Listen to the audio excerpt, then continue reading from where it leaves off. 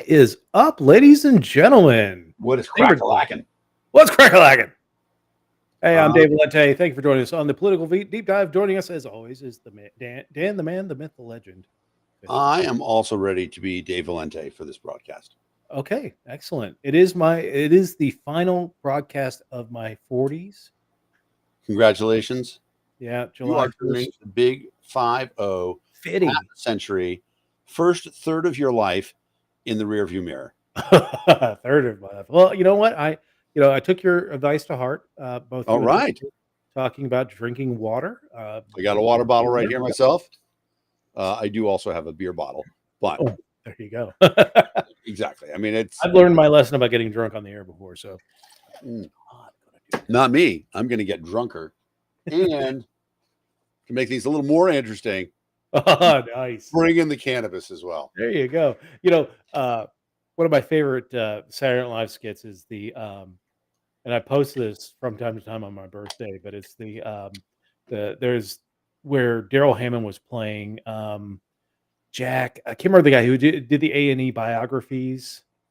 Yeah. But like he did one on Tiger Woods, and at the beginning of it, he's got this bottle or this glass sifter of rain. He's like, "It's my birthday, and I'm getting drunker." That is my birthday. That is my favorite birthday gift. So that's a good one. Craig, AJ is having some internet issues. Storms. It's storming. It's storming in the hills of Tennessee, the greenest state in the land of the free. And not so free, but land of. Well, it's the land of the free. It's saying it's the greenest state in the land of the free, not that it's the freest state. Exactly. In the land of the free. I mean, that clearly would be, I don't know what I would consider the freest state. It depends on what you want, right? Yeah. If you want social freedoms, clearly the blue states, Massachusetts, New York, California, those places all have, actually, I don't know where New York is on cannabis, but certainly it's legal there now. Is it? But their laws are they haven't. It's kind of like what's going on with Virginia. They legalized it, but nobody can sell it. They passed it, but they're figuring out. They overregulated the creation of stores, so they don't have enough stores to sell the cannabis that they have. They've got a ton of cannabis, but the stores that they have can't sell it. And so they're still busting illegal cannabis operations in cities like Syracuse and Rochester and stuff like that. So I think really the only stores that they have there are in the New York City area. Interesting. Yeah, but it's legal there. It's just that they've overregulated the creation of stores. And I know that we've had issues with, where they've created stores where they or created situations where people who know the most about the industry, who have felt the worst pains of the industry while it was illegal, are often kept out of participating in the legal industry. So I do think that is one of the things that New York is really trying to remedy is getting more minority-owned businesses, more people who had to deal with the harsher aspects of the drug war, and getting them businesses, but it's also led to a very much slowdown of creating legal cannabis businesses in the New York area. Interesting. Back to my original point, which was, the bluer states are much freer for social liberties like that, right? You don't hear about anybody in Massachusetts or California or New York making crazy laws about who gets to get married or making drag shows illegal. I mean, for those of you who haven't been, New York City has unbelievable drag shows. Definitely go. And piano bars. If you're a person who likes to sing in musicals, there are piano bars around Broadway that are, just amazing piano players playing all the best songs from the hits of Broadway. And you're going to bump into a few drag queens there. But boy, they can sing. Absolutely. But so you don't hear anything about it. On the other hand, if you want to carry a gun into that bar, forget about it. Right? That is not okay in or carry it near the bar or in the state at all. Right.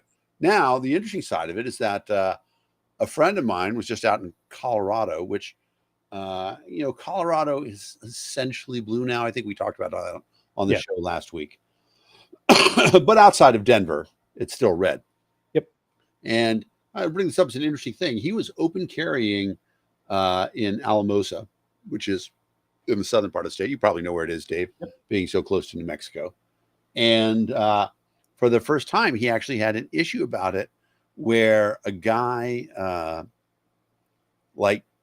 sort of gave him the creeps that they were in an office waiting room. He's sitting there by himself. The guy sat down right across from him and kept giving him the eye in terms of sort of looking at the gun and stuff. And he's he kind of got a feeling. He's like, I think this guy's going to try to take the gun from me.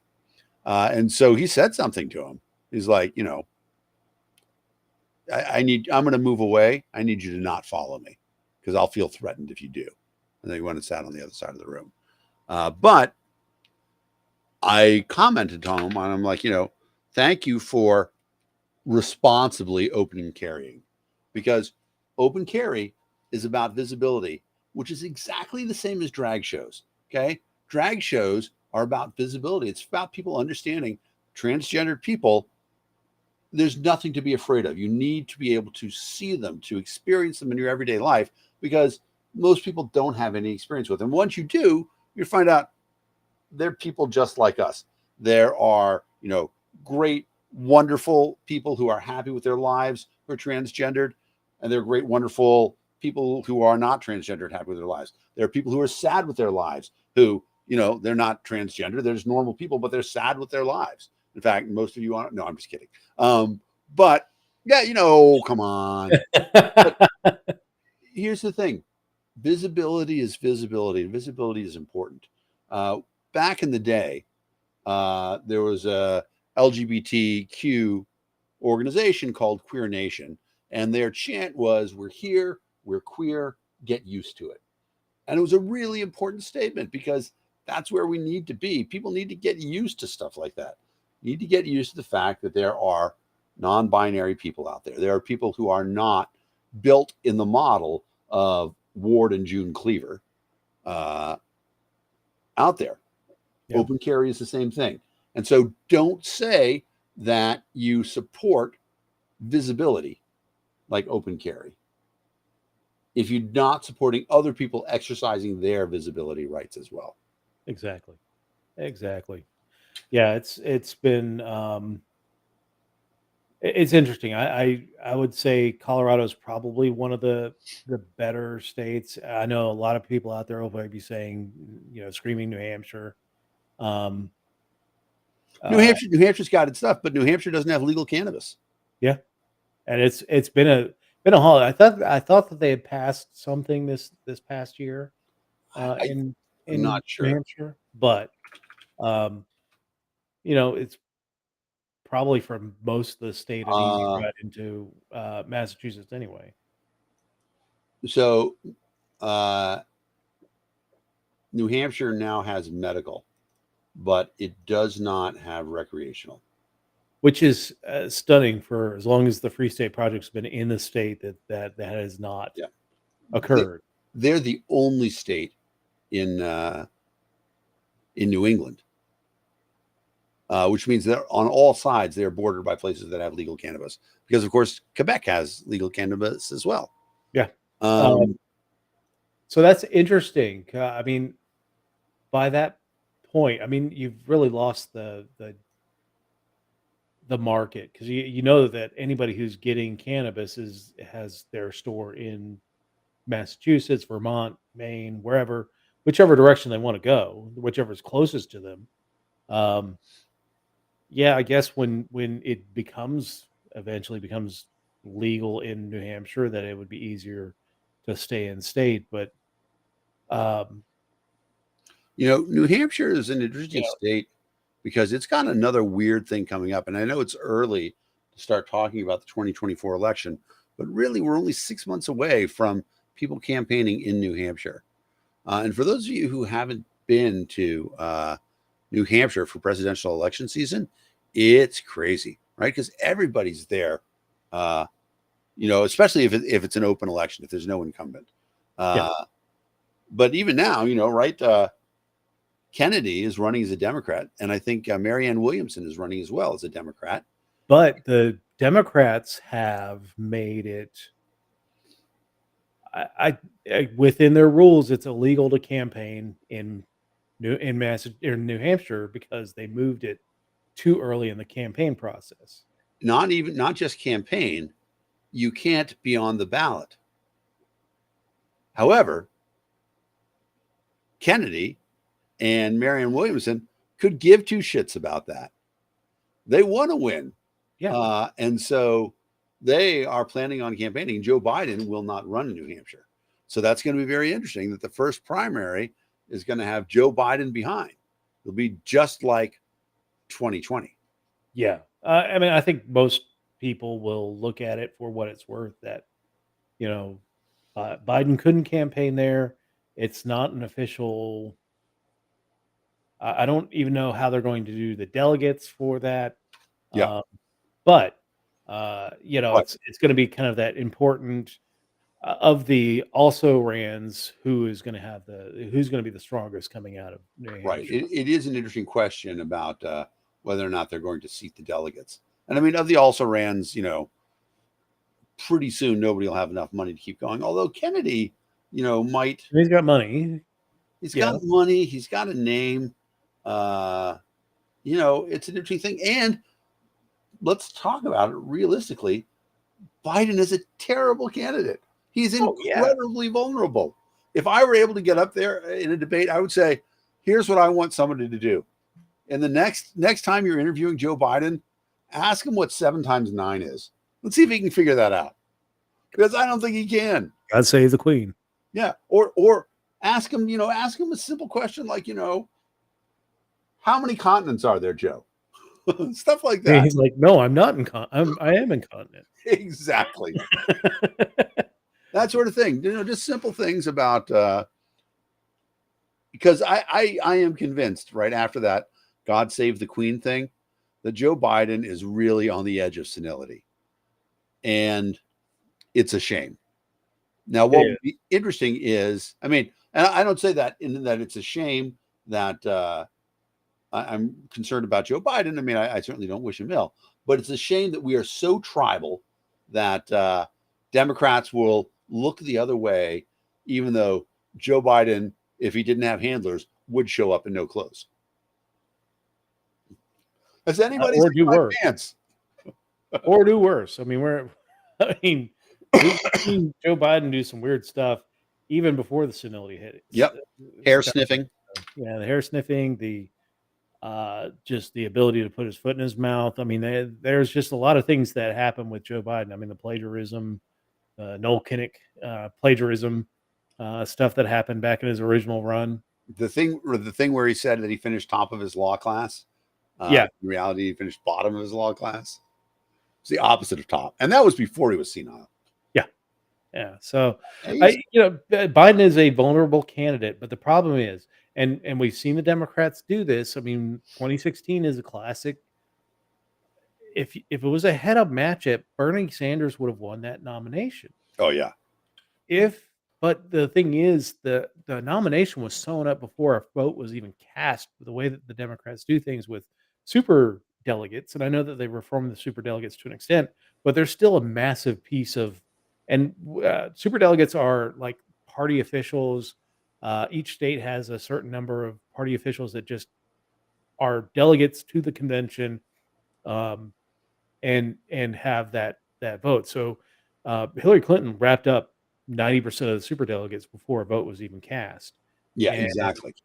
And by the time Bernie Sanders started getting delegates, he would win a state by 60-40 and still end up losing because once the super delegates are allocated to, Hillary Clinton would get 20 delegates versus 15 for Bernie, even though Bernie won the state. So right. And so now I have to to play this just one Uh-oh. remarkable Joe Biden gaffe. Uh-oh. All right, here we go. I mean, you got the first sort of mainstream African American who was articulate and bright and clean and a nice looking guy. I mean, that's a storybook, man. Unbelievable, right? What does he mean clean? Clean. Articulate?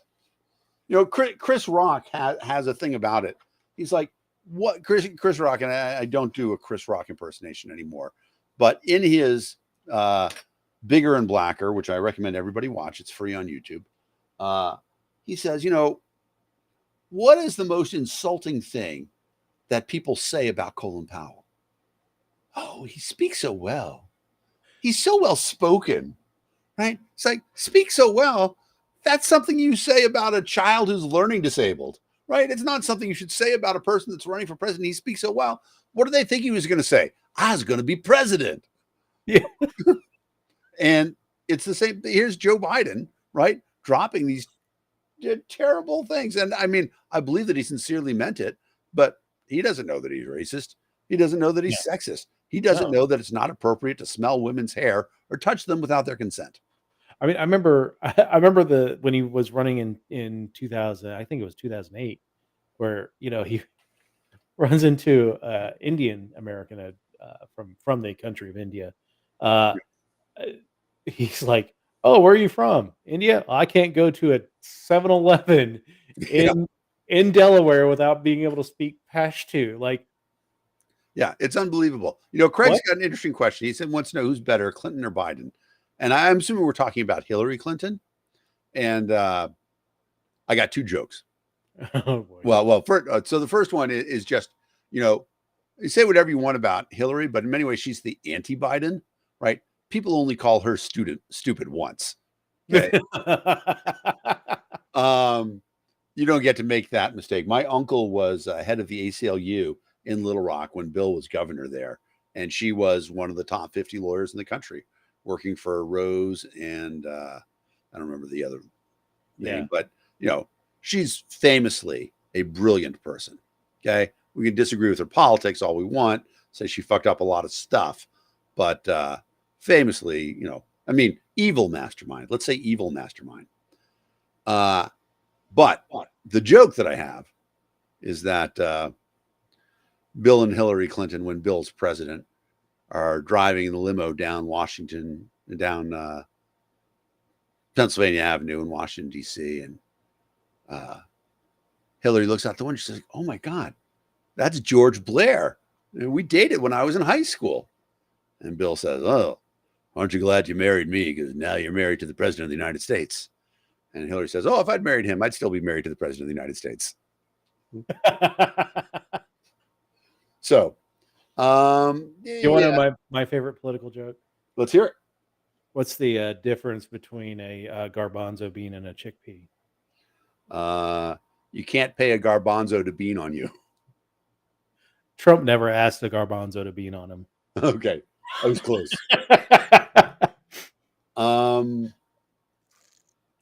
What's the difference between a piano and a fish? Don't know. You can tune a piano, but you can't tune a fish. I'll be here all week. Oh, look, our numbers are going down. What's happening? Exodus. All right, you ready for the news quiz? Yeah, let's do the quiz. Let's do the quiz. Last week, I think we got 8 out of 10 on the Juneteenth quiz. Yes. What am I doing here? There it is. Share the screen. That's what I'm trying to do here. All right, news quiz for June 22nd of 2023. They release them every Thursday. Context looks like a snail of some sort. Looks like I would love to see it, but you're selfishly not sharing. I'm not sharing. Sharing means caring, ladies and gentlemen. Yep. And let me hide the chat. All right, Dr. Moulton's here. What's up, Chuck? How you doing? All right, so if you say "What's up, Chuck," it sounds like vomit. Up, Chuck. Sorry. All right. All So right. snails. So that's gas. Yeah, they're snails. Now, let me ask you something. When shit went down with Wagner marching on Moscow, did you go out and stock up on things? No. I considered it. No, And I then I took a mean, nap because instead. honestly, if the nukes start flying, I'm heading towards them. I thought, well, I wasn't worried about that. I was worried about a gas shortage, though. Okay. But it doesn't look like anything's going to happen. All right. I've got plenty of gas. So anyway, snails fence of some sort. I don't know what the snails are going to be about. I don't either. Escargot shortage. I don't know what this is either. All right, let's go. All right, I'm let's ready. do this. Question number 1. President Joe Biden welcomed which world leader to the White House for a state dinner this week? I know this. It's Modi. Yep. Narendra Modi, the Indian Prime Minister, showed up at the White House this week. Eisenhower Executive Office Building had a big American flag and an Indian flag whenever they have a state.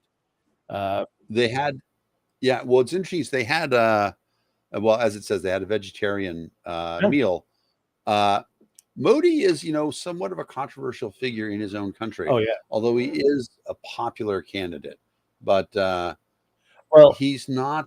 It's the Hindu nationalism that he taps into. Exactly. I mean, he's just one of many nationalist populist candidates that have risen, kind of in the mold of Trump, the mold of what's his face in Hungary, Orban,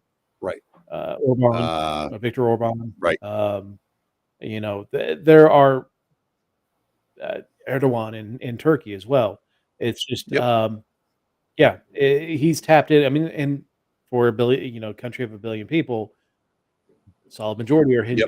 And but it is also interesting from the geopolitical take that India is much more aligned with us than China is, and the United States would love to see China and India dueling for contention in South Asia. And they kind of they're trying to play us in China and Russia and all that stuff. Sure, they're walking the net, right? Yep. The thing.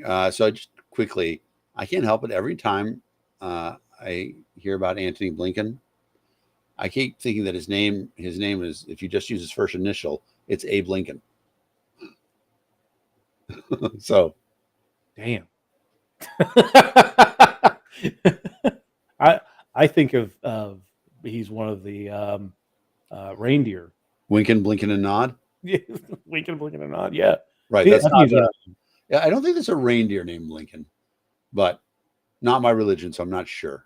So, Chuck, is that a Tom, or is that the? Yes, India did pass China as the most populous country. They did because China, they went to that one-child rule. Yep, and they stuck to it pretty effectively. I know Chuck put in that LUL.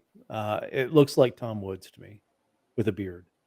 Yes, pretty funny. All right, so question number 2 is Secretary of State Antony Blinken traveled to which country this week in an effort to stabilize relations? We were just talking about it. He went to China. China. Yes, he went to China. One of my favorite quotes in one of the Star Trek movies is Spock says, "We have a saying on Vulcan, only Nixon could go to China." Now, I'm interested because we have a younger viewership. How many of our viewers understand what was meant by that statement when people said, because Richard Nixon was indeed the first U.S. president to go to China, what did they mean when they said only Nixon could go to China? I'll throw it out there to the audience. Dave, I bet you know. All right, audience, you lost your chance. Dave, tell us what they meant. I mean, to me, it meant that Nixon was, because Nixon had been such a hawkish person on China, that he was the only one who could pull it off and not be seen as a peacenik or as a weak on commie sympathizer. Exactly right. Yeah. So Blinken went to China, met with Winnie the Pooh. Can we scroll up and just see how much he looks like Winnie the Pooh? Look at that. It's uncanny. What Incidentally, bother? if you say that, that's funny. If you say that in China, you get arrested. It's a Really? serious. Oh yeah, it's a huge. Well, I offense. mean, yeah, I think really any insult towards Xi Jinping, But uh, even to like draw Winnie the Pooh anywhere to post it on social media, anything like that is a huge no. Costs you social capital. all right. Well, I mean, I post the Winnie the Pooh gif of him. Well, somebody altered it to make it seem like Satanism, where he's like exercising or something like that, and it looks like he's hail Sataning Yeah, thing. Winnie Uh, the Pooh. but Winnie if the I post that, does that mean when China takes over the United States, Yes. I'm done? Or when you go I'm there. going to the gulag. When you go there, they're going to do the same thing to you that they did to. Oh no, wait, that was North Korea, where they destroyed that kid's brain and then returned. Oh, yeah, Oscar Warmbier. Yeah. Exactly. All right, we know this one. Which public figure? Pled guilty to federal tax charges. Donald Trump, Hillary Clinton, Hunter Biden, or Nancy Pelosi. And it was Mr. Biden. Yep. So I was making the point this week, look, Hunter Biden wasn't paying his taxes, doesn't like taxes. He was also popped on a gun charge. He likes sex workers and he does drugs. This guy should be a libertarian hero. Yeah. I mean, honestly, he's living the libertarian Except life. he's not pro Putin. Yeah. But maybe if they gave him a chance. Yeah, I think that's the whole. I mean, Ukraine thing. I will tell you that I do think that there definitely was some bullshit going on with the prosecution of Joe Biden and suppression of prosecution of Hunter Biden, suppression of information about the case, stuff like that. Sure. But it's a whataboutism thing, and I don't want to say what about. I wish that he were more seriously punished for the crimes that he did. Well, I think he still has some stuff outstanding, particularly with when it comes to his dealings in Ukraine. Yeah. So that might still come to pass. And as long as it stays out there, of course, the Trump folks, as long as Trump is still under indictment, this is going to be their whataboutism. And it's stupid, but I agree. Yes, it is. I get you, Chuck. It is libertine more than libertarian, because I personally don't know what his beliefs are. Yeah, no, I mean, you're 100% right, Dr. Moulton. Hunter Biden does not have a libertarian bone in his body. Okay, his tax evasion was not out of any protest to the state, but merely to line his pockets. Exactly. Yeah, I don't think he advocates at all for ending not taxes, ending drug laws, ending sex work prohibitions, any of that stuff. I'm just saying that he's doing a lot of stuff that we're kind of okay. Well, right. Okay, it's none of our goddamn business. Right. There's a lot of things that libertarians don't think Hunter Biden should be prosecuted for, but the Ukraine stuff is a little more sketchy. Yeah, the Ukraine stuff is very sketchy, but we'll see what comes to pass with that stuff. All right, the United Nations commemorated World Refugee Day on Tuesday, according to UN estimates. Approximately how many refugees are there worldwide? 35 million, 50 million, 85 million, or 120 million? Since we always seem to get this wrong low, I'm just going to go with the biggest number and say 120 million. Yeah.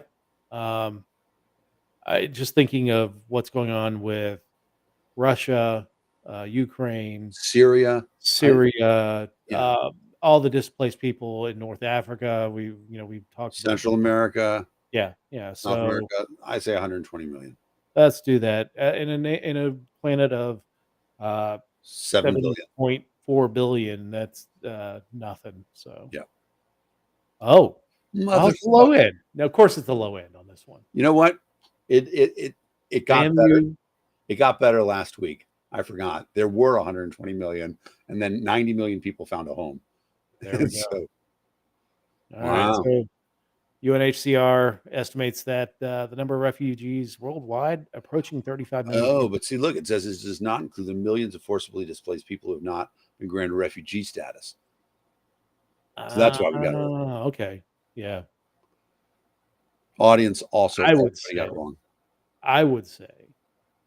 probably closer to 120 of all the world displaced people, all the conflict going on. Yeah. James was the closest. He was the closest. Yeah. Way to go, James. All right. Question number 5. Hackers threaten to leak stolen data from which tech company unless it pays a $4.5 million ransom and changes its controversial pricing policy? Please say Ticketmaster. It's not Ticketmaster. Damn it. All right. So Twitter, Reddit, Facebook, or Google? I want to say it's Reddit. I think Reddit's controversy is something else. Reddit. But you know what? I think you're probably right because it says controversial pricing policy. Reddit's got something going on. They're forcing like a lot of users anonymous anymore. Well, not only that, but users have been creating like the flare. So if you're on a Reddit group, like I do one for flags because I love flags, and so the flare involves which are your favorite flags. So I put my favorite flags on there. I'm on a college football group. Which are your favorite college football teams? Got them on there. So and I think one of the things that Twitter did was is starting to charge those companies, the external companies that are trying to do that. So I think that's part of it. But hey, Ted, how you doing? What's up, Ted? All right. So I'm gonna say Reddit. Okay, I agree. I mean, the thing there doesn't give us much. Yay! All right. Yeah, I see a little bit of orange, which is close to your Reddit color. So, So hackers from ransomware gang are threatening to leak 80 gigabytes of confidential data from Reddit, and they claim to have stolen during a February breach, according to a post from the group on the dark web, which was viewed by CNN and an independent cybersecurity expert. Interesting. All right. Plenty to say about this one. Question number 6. Months after Supreme Court Justice Clarence Thomas came under scrutiny for accepting lavish trips paid for by a billionaire Republican donor, another justice is in the spotlight for similar reasons. Which justice is it? Alito. Finito. No, these guys are no ethics whatsoever. Right? There's this idea that they should be, they should be paragons of fucking virtue. Yep. And that's completely not happening. Like, it's not a big deal. I'm looking the other way, stuff like that. It's frankly nauseating to me. These clowns are going to be the reason why there's going to be a popular push to limit their terms. Yeah, well, and I don't have a problem with term limits on Supreme Court justices. I don't either. I would do it like on an odd number, like 13 or so. Just make it unlucky, something like that. And then it should be like Logan's Run, where at the end of their term they get terminated. Very good. Bread Theory and Janice got that as well. Yeah. Yeah, he's in fact he mimicking Clarence Thomas basically said that this doesn't affect it, but the donor actually I think the donor had a case before them. And both Clarence Thomas had his donor had a case before the Supreme Court, at least tangentially with Harlan Crow had like a broad organizational thing. There was a case before him that his organization, but this case with Alito, the guy had a direct case in front of him. Unbelievable. And it's just, it's sad. It's sad that nobody's saying to yourself, this is ethically wrong, because people don't care about ethics anymore. They only care about tribalism. Exactly. It's on my team. So, you can do if Elena Kagan did this, and who's this? I mean, if these guys are getting away with it, who's to say that the other ones aren't getting away with it? I bet you that they have. Yeah. But if that comes out, conservative media, Donald Trump, everybody will be calling for their head. Yeah. So anyway, Netflix recently released a trailer for the second season of which hit show? Wednesday, Only Murders in the Building, Morning Show, or Squid Game? No idea. I But don't. it looks like Squid Game. Yeah. Let's wait and see if the audience has got All something on there this. is to know about the Squid Game. James, help us out here. James knows. James does know. He's saying Wednesday. Wow. Are you confident on that, James? If you're confident on it, James, I'll go with Wednesday. But there's too much red for Wednesday, though. It looks like Squid. Because Wednesday's kind of it's dark, Wednesday. gothic. It's dark sort goth thing. Yeah. All right. James says no, he's not confident. Let's go Squid Game. Let's go Squid Game. All right. That is correct. Yay. Netflix has shared exclusive details of the second season of its runaway hit, Squid Game, the South Korean thriller series, which contestants who are deeply in debt play children's games in order to win a ton of cash, with losers getting killed. I never saw the first season. I didn't see the first season either. But you know what I did watch over the weekend or last week? I watched Sully. And I mean, I'm sort of familiar with the story, but not really. Like, I mean, I know he landed the plane on the Hudson. Yeah. But then, he went through like this grilling afterwards. Oh, where, they had all these simulations and they showed all these pilots doing different things and landing the airplanes at their airports in his scenario. And he's like, well, wait a minute. How long did they have to figure out what they're going to do? And like he had 38 seconds to make his decision. Exactly. They gave them like 4 minutes. And then the other thing was, it also turned out that the first 16 tries, these test pilots who supposedly passed in the simulation crashed. So it's crazy stuff. Everybody should watch Sully. I ended up watching it because there's a reactor that I watch who used to be a flight attendant, and she's watching it and she just friggin' broke down in tears during the movie. She's like, oh my God, this is my worst nightmare. Oh, I'm sure. Because there's one thing, like if you're on a plane, we'll talk about the squid or the sub thing in a minute, but something happens instantaneously. That's one thing. But like I keep thinking of air disasters, and I think of that Concorde in France where a piece of metal came up and hit the engine, and the engine caught fire, and they were up there for I want to say at least a half hour. Yeah. Trying to circle and come back down, and eventually they crashed. It eventually ended the Concorde program in and of itself. But knowing for a half hour, struggling like that, it's got to be awful. There was another one where there was like an Air Alaska one that. Not only that, if they'd had a big river, they would have been okay. I guess the Concorde was much different jet than. Yeah, it definitely couldn't glide as well as a big plane. And those big planes, it should be pointed out, they're bigger than your house in terms of square footage. Now, I think about like trying to fly my house out of LaGuardia and then land it on the Hudson. My house would not work well in that scenario. No, not at all. All right, question number 8. Which state is now home to America's highest gas prices, taking the crown from California, who knows how to party? Yeah. Hawaii, Washington, Alaska, or Mississippi? It's got to be Hawaii. Nope. What? I saw the story this week. It is Washington State. What? How is that possible? They put in like some massive tax? I don't know. But yeah, they're like all right, 2 cents ahead. Yeah.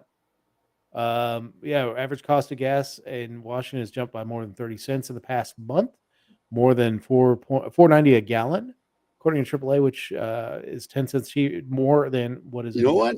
So I wonder if this is just, I'm pulling this out of my ass here, but I wonder if it's related to the $15 minimum wage. Right? I don't know if they have rules like New Jersey does, where all the gas stations have to be full service. No, that's Oregon. Oregon has the full service as well. Does it? But, New Jersey also. New Jersey does too. And like, just I don't know. I find it insulting that the government doesn't think I can pump my own gas. Yeah, it's ridiculous. But anyway, yeah. So Washington did take the crown. Let's go to question number 9. The Federal Trade Commission announced this week that it is suing which company alleging they tricked millions of consumers into signing up for its paid subscription service. The Nile DoorDash, Disney, Walmart, or Amazon. is Amazon. Is it Amazon? I didn't Yep. see the story. For 100%. It's the Prime thing. Prime, yeah. Which I got to say, I've had Prime since 2007. Yeah. Totally worth it. Yeah. I like Prime. So. I mean, the fact that I can get fucking anything delivered to my house within 2 days is ridiculous. When I lived in Arlington, you could get stuff there the same day, which was crazy. I got a lot of stuff the same day. Yeah, I got a hard drive the same day. External hard drive just delivered to I ordered it at 9 a.m. It was there by 3. What's interesting about it, so there's a great Wall Street Journal posting on YouTube about the new Amazon delivery system where, you've probably seen it. There are people in their cars delivering Amazon packages now. And there are also people in those Amazon vans. You can actually pay Amazon and lease one of those vans and then deliver packages for them, which is, pretty amazing, all things considered. They have this unbelievable distribution thing. Now, it is, it's legitimate. People say Amazon expects you to, work super hard. But yeah, their conditions aren't that great. Right. And it's funny because where I live in West Virginia, we're right on I-81. We're just south of I-70. The things that are going up here are just these massive warehouses. Yep. All up and down the I-81, all east to west along I-70. Just acres and acres of warehouses for anything from Black and Decker to Amazon to because that facilitates the instant delivery. Yep, it's amazing, and especially now that those places are all stocked by robots and served by robots. It's pretty crazy. And so there's an interesting question, an economics question: is there a point in time at which we outproduce capacity? And so, right, a lot of this post-pandemic economy surge is refilling the warehouses that were emptied during the pandemic. Will we see some sort of recession after that? Because right now the economy is running pretty hot. Yeah, I think you just saw the Fed raise prices for the 7th time in a row. Yeah, and they said, they're talking about they may do one more and then they'll back off. Take a break. Yeah. I don't think they're going backwards anytime soon. Yeah. All right. Question number 10 for 9 out of 10 this week. Parts of Florida's Broward County are under a quarantine after sightings of which invasive species? Yankees. I'm going to go with the large African snails because that's what we had in that. Oh, right. We saw it at the beginning. And you've got to be right about it. Yeah. But I mean, there's all sorts of carpetbagger jokes to be made there. Yeah. Interestingly enough, but speaking of Florida, did you see the news story that said Florida had more abortions in 2023, has had more abortions than legal abortions than several blue states? I wouldn't be surprised. I mean, the politicians got to get rid of those kids somehow. Exactly. So, 9 out of 10 this week. Some neighborhoods in Broward County are under quarantine after sightings of invasive giant African land snails. Sounds like a lot of fun. I'd rather have land snails than the giant murder hornets. Yeah, for sure. I mean, I can outrun a snail. A snail is not going to sting me. Even if it were a giant snail. Even a giant snail. Yeah. Yeah. All right. Like the Blob. The old horror movie, The Blob. Like, yes. With Paul Newman. You could outrun that shit, man. Wait, is it Paul Newman or Steve McQueen? Steve McQueen, I think. Steve McQueen, right? Yeah. All right. We'll get rid of. I think we should do the Washington Post quiz. I'm gonna share it up. All right, do that.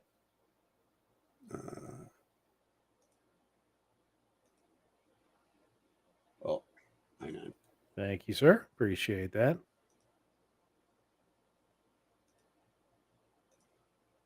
My pistols are made in Florida. Do they come with bath salts?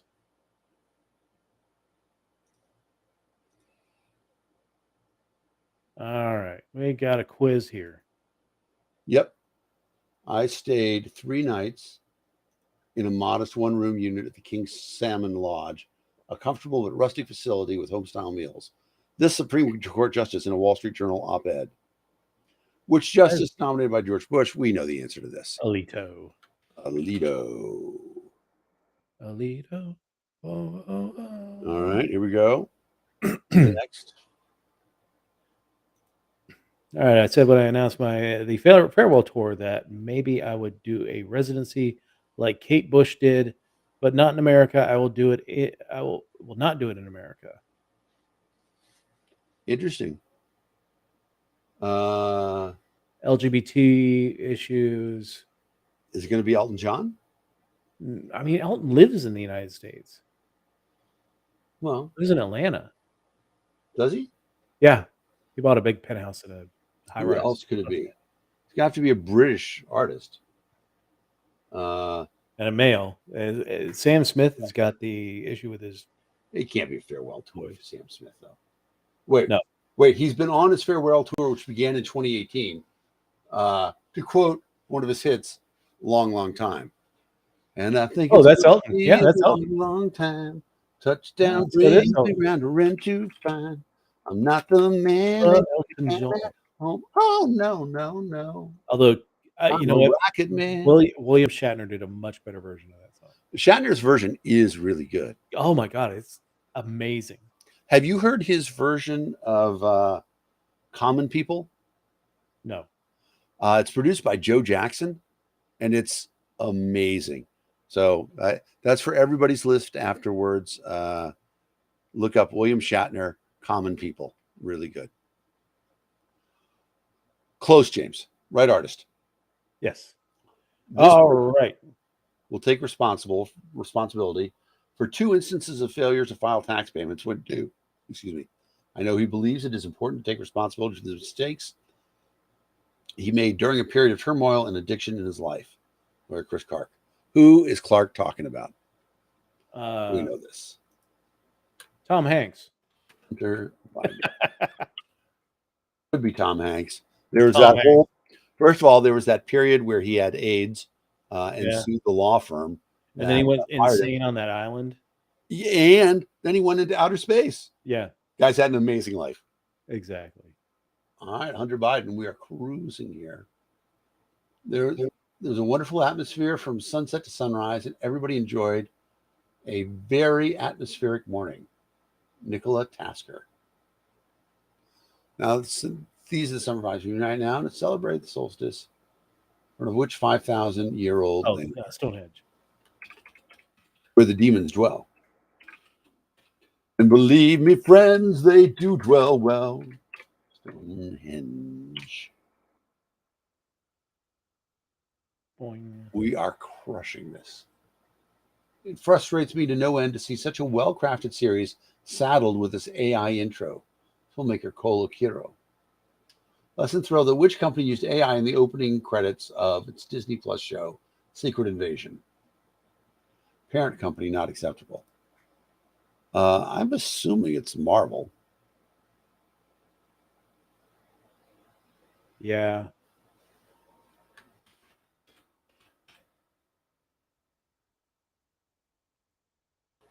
Yeah. I mean, I've been using AI for a lot more recently.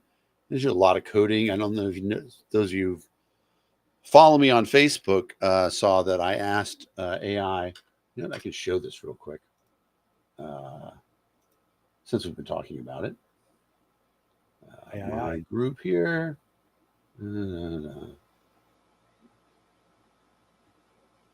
I asked AI to make oil painting of I'm not sharing the screen. Here it is. A pretty screen oil painting style of Henri Rousseau of the Boston skyline. Now, what's interesting about this is, of course, this is the Boston skyline. But for those of you who are it's not really Rousseau, though. Definitely not Rousseau. And so down in the comments, I pointed out, I said, I feel like you've never seen Rousseau's work, to which AI responded, whoops, I accidentally deleted your Gmail account. Would you like me to restore it? Or do you want to make some more smart aleck remarks? So I'm telling you, man, I made a comment there, said that when the AI purges happen, you're going to be the first to go. Yeah, that's absolutely true. They're going to be like, "Where's that Fishman fucker?" We're going to get. All right. So the reason why this person got very upset in terms of when I shot that balloon down full of spy equipment is he didn't know it was there. That's what's a great embarrassment for dictators, when they didn't know what happened. That was Joe Biden who said that. Yep. Wait a minute. Which one? So he's referring to Xi Jinping. All right. How complicated do you think they're going to get me on the spelling? You got to take this, right? Yeah, they got to take that. That's a standard spelling. Yay. Yeah, Winnie the Pooh. Why would you want an elected official to hold a groundhog? I don't know anything about holding groundhogs, so the whole thing is just insane. This former mayor in a new interview with New York Magazine. Oh, that's going to be Bill de Blasio, because he dropped that groundhog in New York and killed it. Wow. Currently facing a fine for using police as personal security during a short-lived 2020 presidential campaign. Yeah, Bill de Blasio. Bill de Blasio. That's close enough. De Blasio? Yeah, I can't remember if it's D-I or D-E or just D apostrophe. That's what we got. Yay. There we go. No, I don't know if they just figured it out, but we're having a little talk with Mother Nature about this weather business at Red Rocks. A post today from Red Rocks Amphitheater after terrifying hailstorm at the Lewis Tomlinson show. This week, concertgoers had to run through golf lines while fleeing a storm. Which, good Lord. Yeah, that's an easy one. It is. I still want to go see a concert at Red Rocks. I saw the best one ever. The iconic Red Rocks concert. Which one? U2 1984. It was amazing. During the show, he yells out, "Hey, this is Red Rocks." It's awesome. I went to high school in Colorado, for people who don't know. One of the reasons it is so valuable is because it shows off the beauty of randomness. It really does speak to people. A collector talking about this NFT. Despite the crypto industry's crash, a collector paid $6 million for Sotheby's auction for an NFT of what kind of waterfowl? One of the birds, not a gaggle of them. I mean, they gave it away by saying gaggle. Right, it's got to be a goose. Do we agree? Sure. Yep. Yes. Duck, duck, goose. All right, last one. This is definitely something new in terms of what there is, what exists to win. I've generally won most of them. Going to have to invent new things to get new challenges. Magnus Carlsen. At age 32, Carlsen is one of the most decorated champions in what game? This week he'll play in the new global league that's experimenting with classic board game in a team-based format. That is chess. Is it chess? Yeah, Magnus Carlsen is the world chess champion, and he is phenomenally strong. I too like to play with chess. All right, what kind of award does he use? Oh, bonus! We risk up to 50 points. Let's do it. Let's make it a true daily double. Let it roll. Let it ride, baby. I was just totally in shock. I'm not a man of few words, but all I had to say was, really? Are you sure it's not Bill Kristol, the Republican?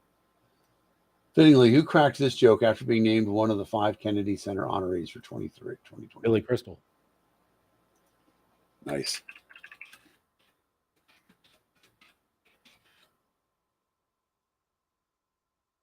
Nice. That's a good pull. I probably would not have got that. There we go. Right on. All right. You're done. Woo-hoo. We got 100 out of 120 points. Do the ones for the earlier in the week. Yeah. All right. That's fine. All right. So let's get to the news this week. Of course, the big news this weekend was the coup that wasn't. Wagner boss Alexei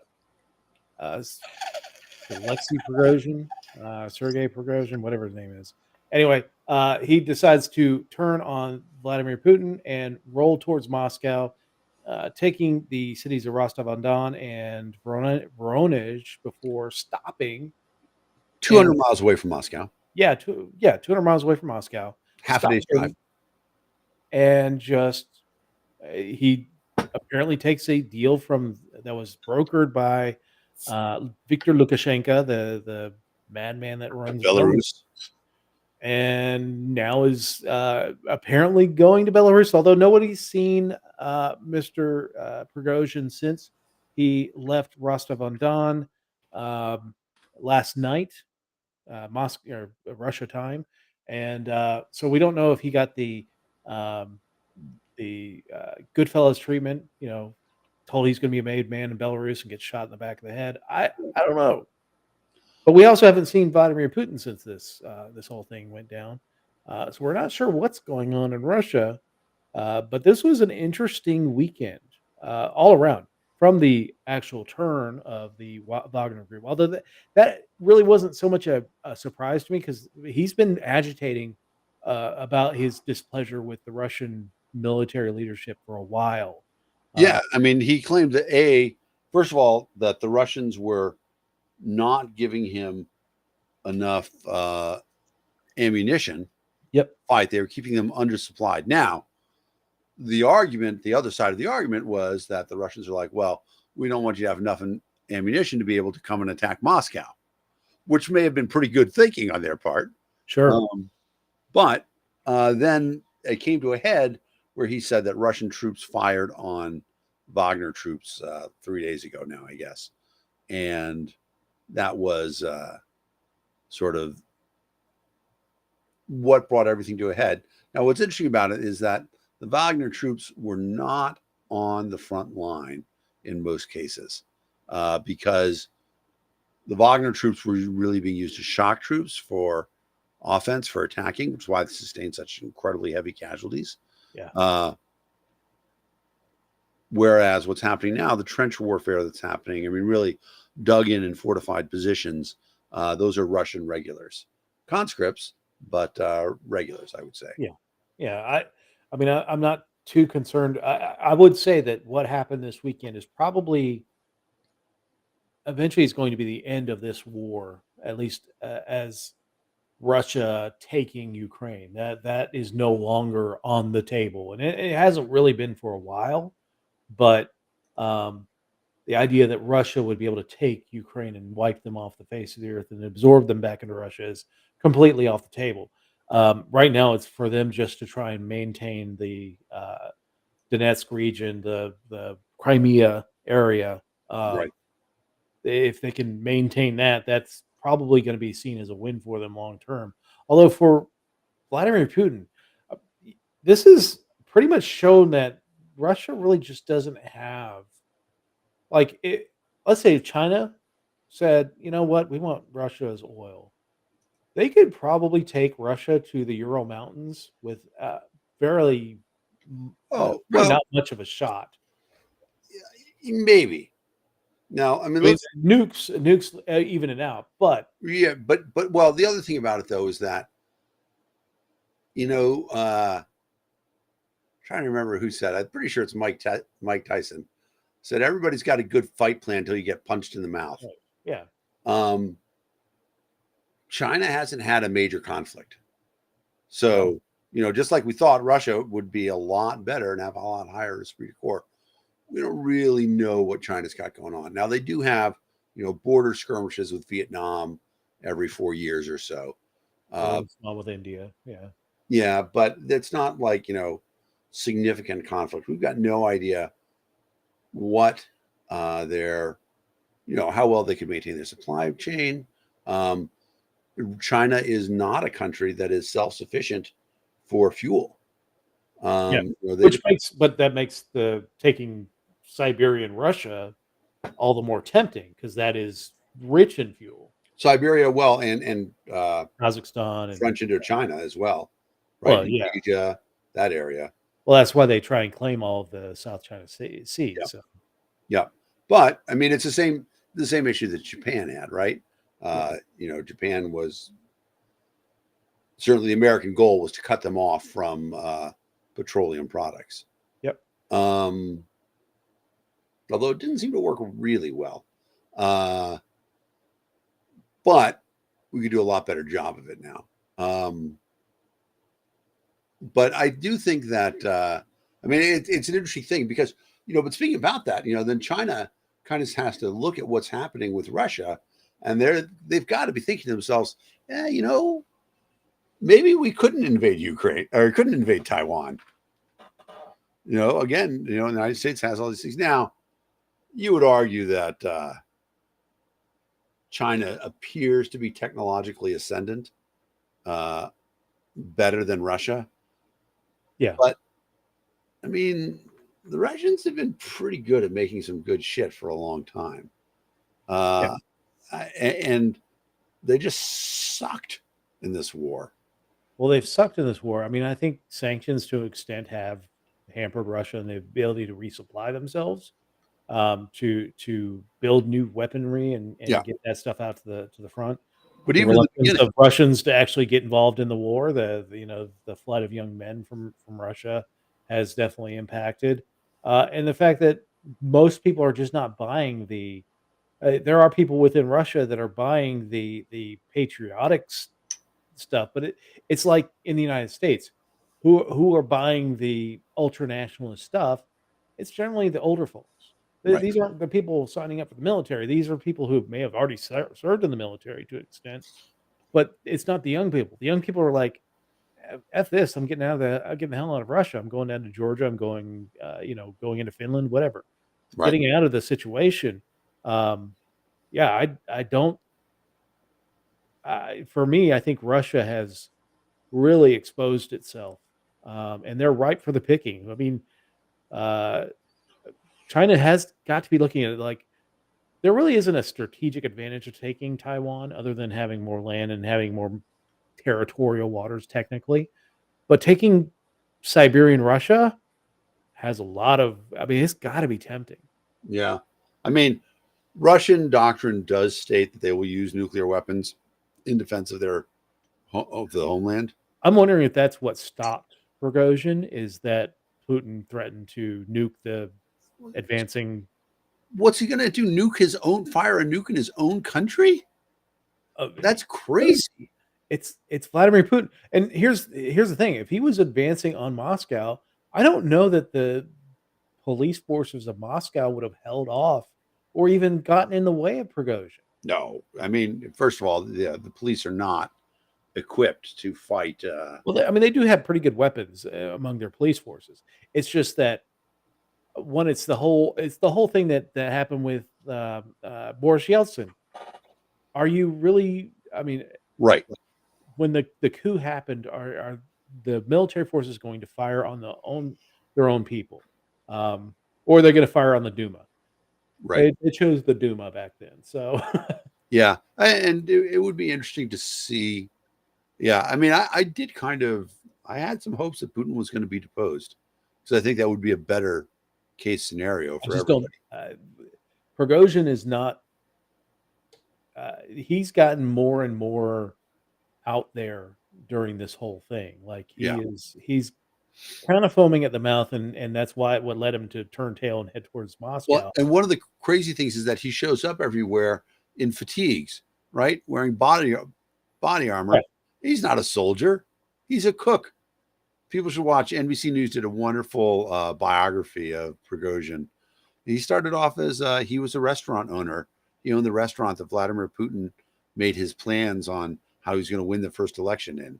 And then Putin kept him around. And, if you're friends with a dictator, you get to be a billionaire pretty quickly. And he's like, I'll create a thing like the Americans' Blackwater. But,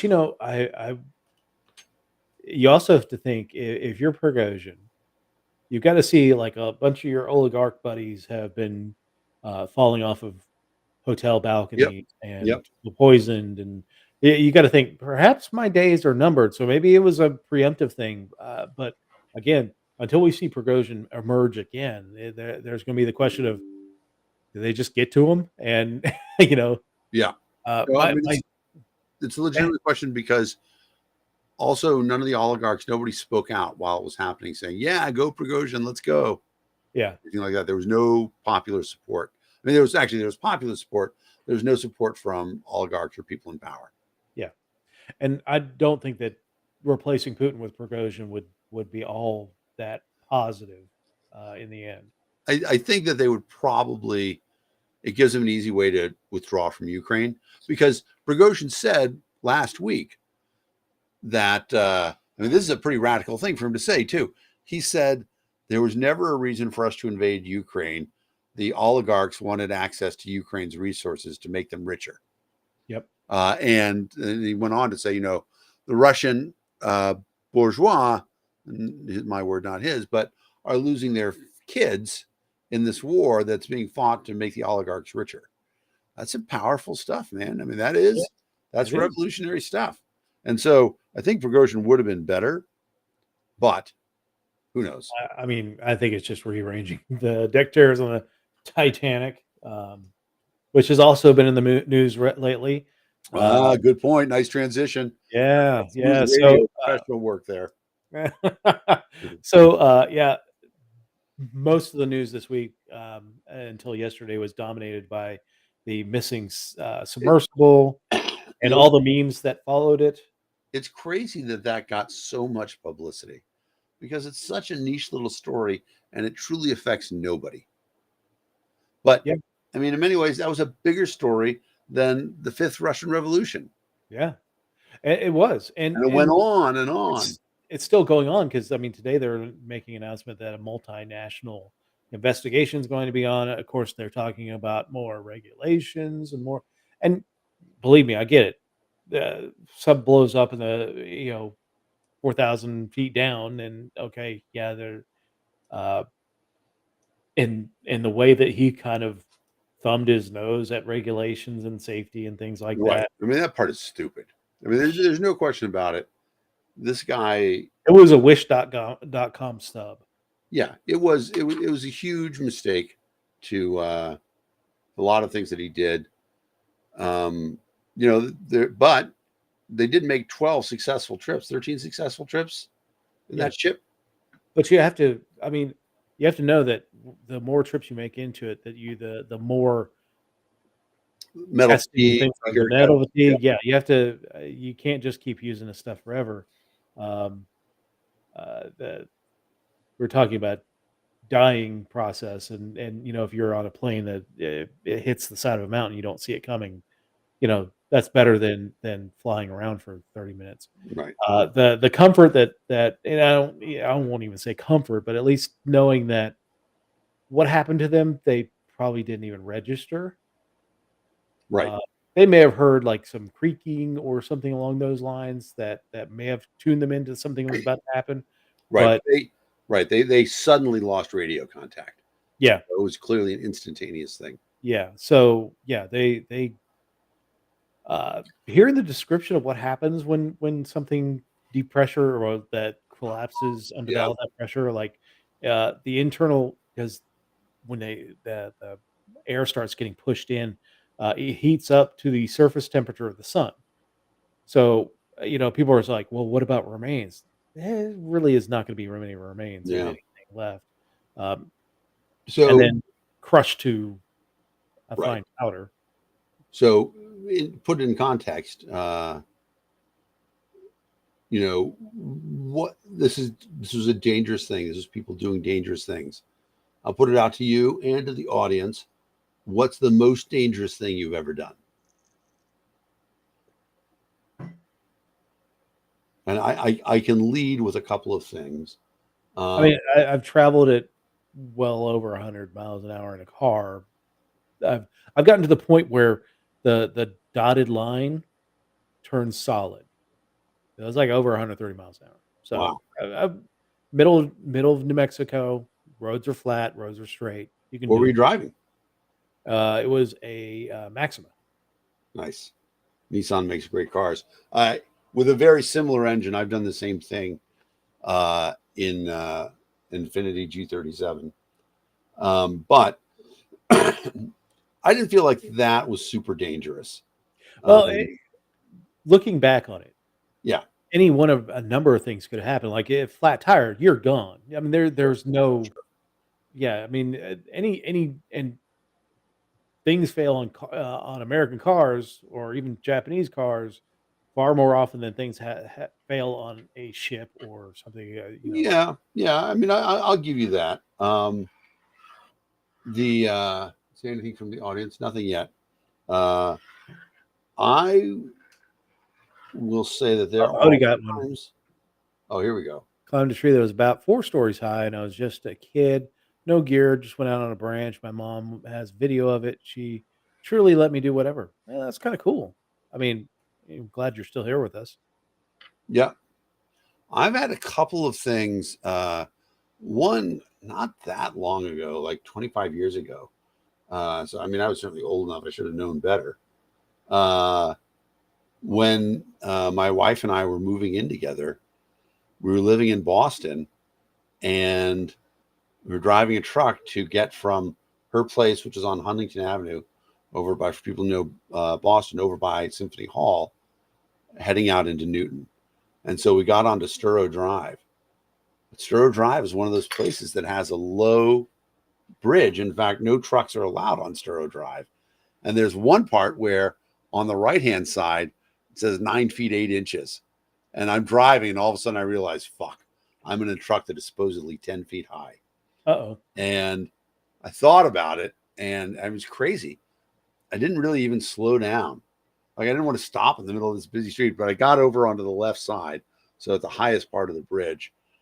We made it under, but all the time you see pictures of trucks that don't make it on Sturrow.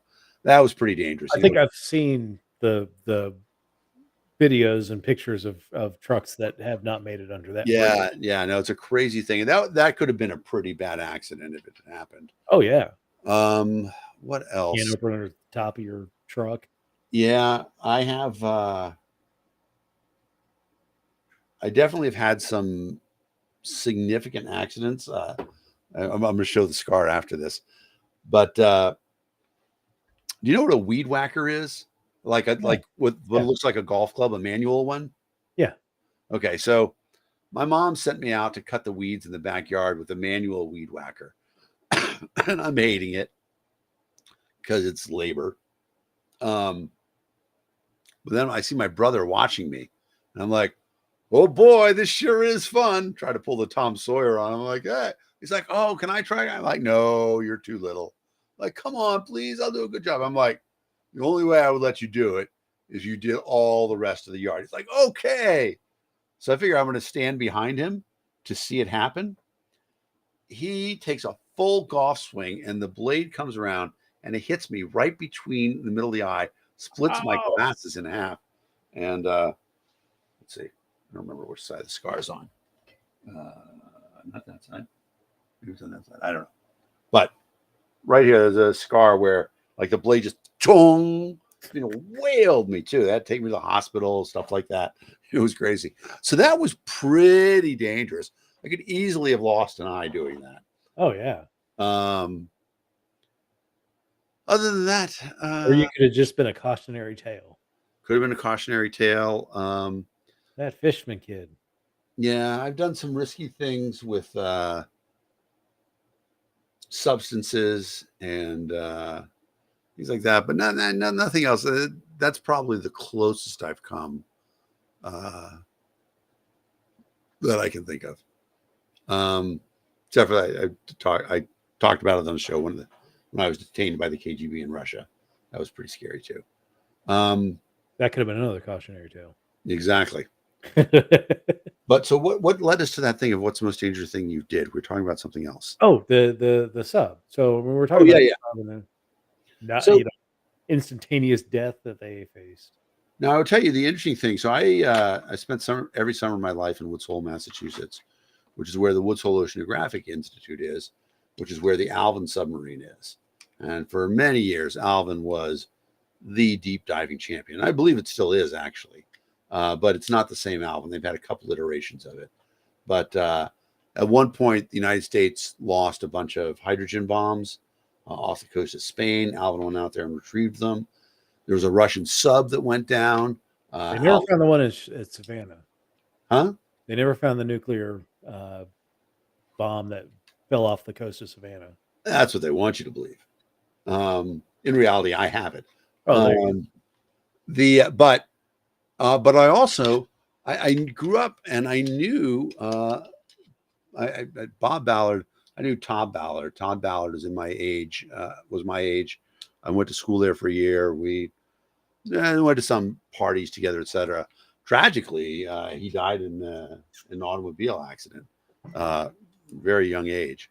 But so I knew a lot about the story of Titanic. I knew a lot about submarine stuff like that.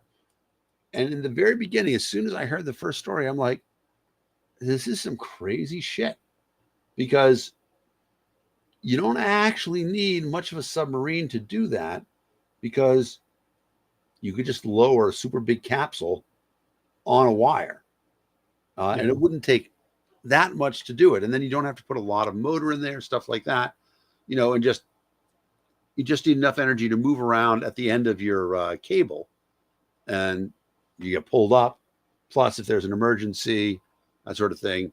In Leonardo da Vinci's first submersible drawings, he included tethers.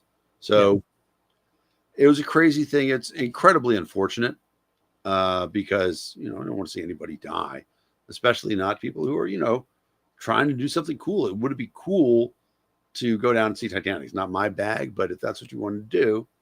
Yeah, I mean, to me, I think they're. I mean, unless you're going there to extract some artifacts, or like you could lower a camera down there to do the same thing, and because for the most part, the window that they had on that was on the front of the ship that was all packed in there. So maybe the guy that was sitting next to the window could see, but really that depth. Well, right. It's not. There's no sunlight there. Right. So it's all the light that you bring. And then the other thing about it is that's 5 of them in this cramped container where there's not enough room to stand. What do you do if somebody has to drop a deuce? Oh, they had a bath. Okay, this is the worst thing. So they had a bucket and a curtain. So if somebody had to drop one or take a piss, but you're going to be smelling that air. Exactly. Like somebody drops a stink pickle during the descent. You got that for the rest of the way back up too. Oh my God. I mean, maybe that's what happened. And they're like, I can't take this. Freaking out the window. Exactly. Like, this is so bad. It's war crime. Let me open the window. Whoops. Oh, goddamn. You're going to hell. Right. But you know what? The fact that that's the way they went, I think everyone will agree that much better than the alternative of them losing power sitting at the bottom of the. Because even if they had found letting oxygen run out, right. Yeah. Even if they found them, they couldn't have brought the ship back. Yeah, they've never been able to bring that ship back up. So, of the ways to go, the instantaneous heat death, implosion is the best way to go versus the 4 days of dwindling oxygen. So. Yeah, no, it was a.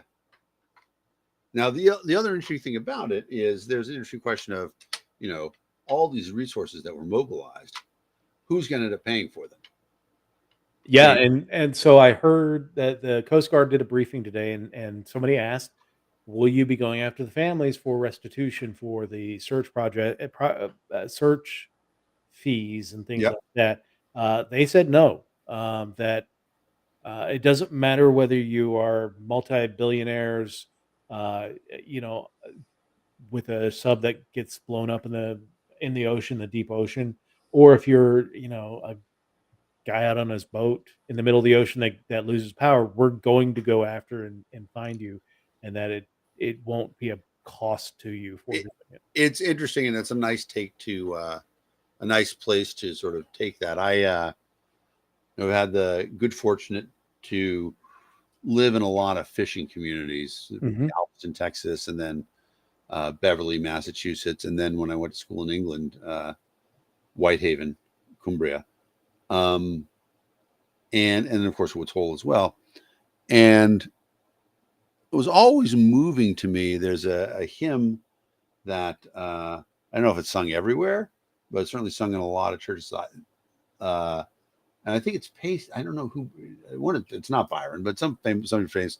And the hymn is called "For Those in Trouble on the Sea," and it's got this part in it. Hear us when we cry to thee, for those in trouble on the sea. I've always wondered if that's all churches or if it's just churches in fishing communities that do that. Have you ever heard that? You probably not. Yeah, I mean, I'm not the most active churchgoer, but I've never heard that one. Interesting. Yeah. So, yeah, I mean, I would assume that's probably much more prevalent in seafaring communities. If Hody, if you've got a comment on that, would be interested in hearing it. Yeah.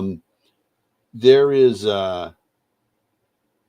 something about that in the shipping communities, the fishing communities, people who make their living on the sea, that there is an appreciation of the fact that everybody goes to when the shit hits the fan, everybody helps out. Yeah. And I mentioned the fact that I just watched Sully. That's part of the amazing part of that story, that as the plane is touching down, pilots in New York and New Jersey of boats are responding then, right? There's no call or anything like that. They're like, oh, we got to go. Yeah. They go, and like 45 seconds after the plane stops, there's a boat there getting ready to pick people up. A boat that's actually big enough to carry everybody from one side of the plane off, which is insane. Exactly. I appreciate the fact that the Coast Guard says they're not going to do it. I do think, though, that for extreme sports, there's a rationale for saying that there's only so much that people are going to cover. Like my friend Dave Hart, shout out Dave if you're watching. My age, extreme athlete. So he does. First of all, he's on a quest to hike all the 14,000 footers in the world. Oh, wow. He's done everything in North and South America except for that volcano in Chile, which is in a constant state of eruption. Yeah. I just got back from finishing all of Indonesia. But he lives in Alaska full time, and so that gave him a big advantage to climbing a lot of the 14,000. And he does a bicycle race in February from Fairbanks to Nome. Now, for people who don't know, Fairbanks is in the middle of the state. Nome is on the northern border. So north of the Arctic Circle in February. Ambient temperature is usually negative 25 degrees. And it's a bicycle race. But to enter it, so here's the thing too. The only rules are that you pay $1,000 security deposit and you get a radio. And you have to check in every 6 hours or else you've voided your security deposit, and search and rescue is going to come and try to find you if you don't check in. Yeah. Other than that, those are the only rules of the race. And you have to use your bicycle. But there's no route. You can go however the hell you want. Like sometimes people are like, oh, it's the fastest way is, we're going to ride up the frozen river. And some people are like, no, the road's better and stuff like that. And there's no timeline. It's, it's generally about 36 hours of travel. And so you want to take a break and sleep a little bit or keep going. And so my friend Dave at 53 years old came in second last year. Well, the good thing about that is that, those seats kind of hurt your nuts, but at that cold, your nuts are shrunk. So, I think that's, probably definitely true. Some of the pictures, overlining. Some of the pictures, I'm not going to share any of his pictures, but they're pretty amazing. They're on the bikes with the big fat tires and, they're riding across snow and part of the race is really navigation and map reading. Everything's white. Yeah. Exactly. You can see. But you don't want to bicycle over mountains. If you can figure out the right way to get around them, stuff like that, plan your trip. But there, like I said, they have this deposit to compete in this race because it's extremely dangerous. And I don't think that's the worst thing, that you're going to engage in actually the right way to do it would be for private insurance to bonding and insuring. Yeah. So that when things go wrong, that extreme sport insurance, right? Yeah. However, as we know, this guy didn't care about anybody else's warnings, and he probably would not have bought private insurance had it been available. Yeah, I mean, I know that they signed the release and all that stuff, but um, I wonder if that's going to hold up with all the shortcuts he took. No, because I think, I mean, there's so much documentation that came out right away of people saying, look, dude, this is not safe. Yeah, Please have an independent person inspect your ship. Um, yeah. and When you fire your safety inspector, yeah, that's not a good thing. So, no, uh, not a good look. no. So we did a show on the Middle East a while back. We talked about Saudi Arabia opening itself up. In 2019, they opened themselves up to more regular tourism, to see sites like Al Ula, and they. If you're not a Muslim, you can't go to Mecca and Medina, Yeah, but the rest of the country you can go and check out. And Al Ula is absolutely amazing. It's a center of kind of the Nabatean yeah, culture for the people that carve this stuff in the sandstone cliffs. If you've seen the stuff in the third Indiana Jones movie where they go into the caves there. Um, that's that's that Nabatean culture, but this is in the Saudi side. yeah, Um, but they're getting something they didn't bargain for, and I think this is going to be very dangerous moving forward because of Saudi's laws about proselytizing. But they are getting a ton of Christian tourists coming into the country. yeah. Um, and at some point, some Christian is going to make the mistake of trying to convert a local, and Which that is is blasphemy. which is blasphemy, which is something that will very efficiently get your head detached from your body. Yeah. I mean, well, first of all, let me just say, if you were going to Saudi Arabia on a tourist trip, you would have gone to the antebellum South and said, gee, look at these amazing plantations. They're so quaint, because Saudi Arabia is a terrible place, right? Women still have no rights. Gay people have no rights. If you're going there, it's ridiculous. And this bullshit with Live Golf merging with the PGA, Oh my that's god! insane to me, because the Saudis are trying to. I hate that this phrase has become a big deal, but they're calling it sports washing. Yeah, Trying to like support. whitewashing, but the sports washing. Yeah, Yeah, exactly. And people argue that the first example of sports washing is the 36 Olympics in Munich. yeah. But very recently, the Russians Olympics in Sochi. Uh, that was a lot of bullshit that we didn't get to see. Um, Qatar World Cup. and so, yeah, and so the Saudis are trying to do that same thing right now. They bought a lot of famous soccer players. They announced that Messi has a tourism contract where he essentially visits Saudi Arabia 3 times a year, and he gets Oh however yeah, much money he does. it's where the money is now.